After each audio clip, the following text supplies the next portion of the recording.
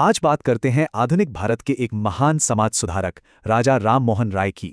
उन्हें भारतीय पुनर्जागरण का जनक भी कहा जाता है। ये टाइटल उनके नए विचारों और सुधारों को दिखाता है।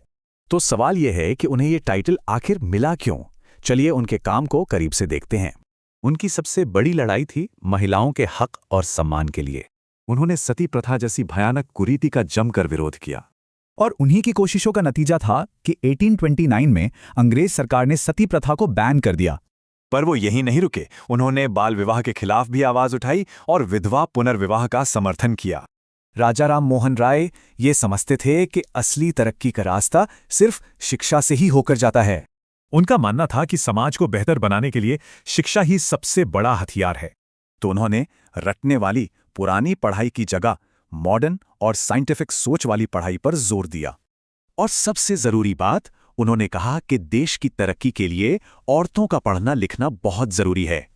सामाजिक कुरीतियों के अलावा उन्होंने धर्म के क्षेत्र में भी सुधार लाने की कोशिश की।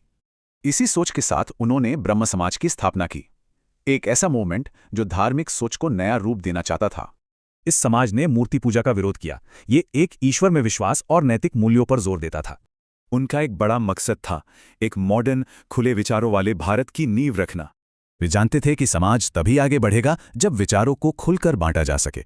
उनका तरीका बहुत अनोखा था। उन्होंने भारतीय परंपराओं को पश्चिमी साइंस और तर्क के साथ मिलाया, और इसी फ्यूजन ने एक नए और पढ़े लिखे भारत का रास्ता तैयार किया। तो कुल मिलाकर उनकी विरासत में समाज, शिक्षा और धर्म से जुड़े कई बड़े सुधार शामिल हैं।